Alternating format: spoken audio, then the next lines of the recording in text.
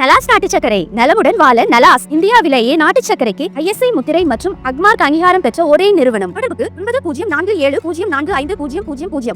கர்நாடக முதல்வர் சித்தராமையா தொடர்புடைய மூடா ஊழல் வழக்கில் அமலாக்கத்துறை தற்போது 100 கோடி ரூபாய் மதிப்புடைய 92 சொத்துக்களை முடக்கியுள்ளது. இதுவரை இந்த வழக்கில் மொத்தம் 400 கோடி ரூபாய் மதிப்புள்ள சொத்துக்கள் முடக்கப்பட்டுள்ளன. மைசூர் நகர்ப்புற மேம்பாட்டு ஆணையமான மூடாவில் இருந்து அதிகாரத்தை தவறாக பயன்படுத்தி சித்தராமையா தனது மனைவி பார்வதிக்கு 14 வீட்டு மனைகளை வழங்கி கொடுத்ததாக குற்றச்சாட்டுகள் எழுந்தன. இது தொடர்பாக மாநில ஆளுநர் வழக்கு பதிவு செய்ய அனுமதி அளித்ததை அடுத்து அமலாக்கத்துறை தீவிர விசாரணை நடத்தி வருகிறது.